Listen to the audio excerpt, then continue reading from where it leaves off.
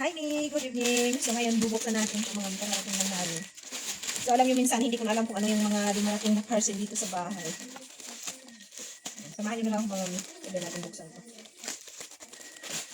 Ayan. Ay, okay. Ito yung, ano mga mi, ito yung, large size. What? Sobrang laki niya mga mi. Ito yung plastic mga mi na pwede siya pang box ng cake kahit malakihan pa mga mi. Kasi alam niyo mga mi, kailangan ko bumili nito mga mi kasi minsan naawa ko sa customer ko na pag dinadala yung plastic lalo sobrang layo ng pupuntahan ng cake. Kawawa naman yung cake mga mi. Nadudurog siya so kailangan ko naghanap ako ng plastic na maganda na kailangan. Kasi yung box na mga malalaking box. So sobrang laki naman ito. Ano? Kita niyo yung plastic na to? Yan yung. Grabe, ang laki. Grabe din. Parang sobrang laki naman ito. Nakakala ko hindi ganito kalaki mga mi. Pero parang sobrang laki naman yata. Ang kapal pa ha. Ay, ganyan siya mga mi. Ay, so tamang-tama siya mga mi. Kailangan siya sa mga malalaking box talaga. Kasi dito yung mga malalaking box talaga mga mi. Okay. Ayan, ganyan siya. Ganyan, sobrang laki niya.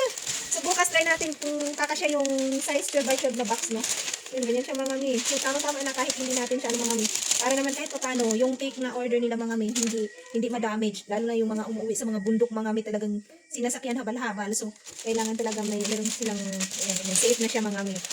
So, diba? Kasi pagka ano ng mga mi, pagka yung tinatali ko lang siya ng ribbon, katagalan mga mi, dahil sa daanan, na pangit yung daanan, yung maputik sobra, nadudurog yung cake. Kaya yan, ito, hinahanap tayo na solusyon. So, itong plastic na ito mga mi.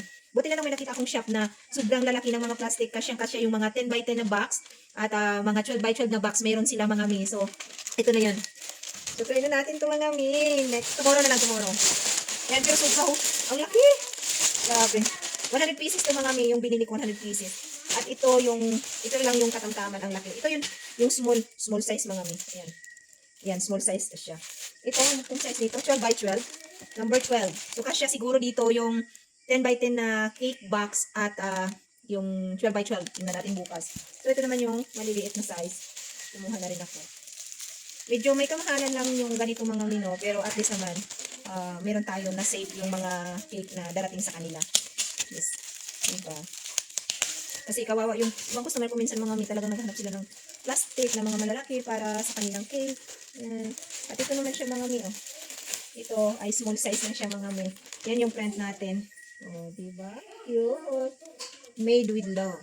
Ayan siya. So ito naman siya mga mi para sa mga kasya dito yung mga cake in tab natin no na gagawin. Yan. So kasyang-kasya lang dito. Yung mga ano niya. Meron ako dito ibang klase naman siya mga mi. Ito maganda din yung print niya ngayon oh. Oh, di ba?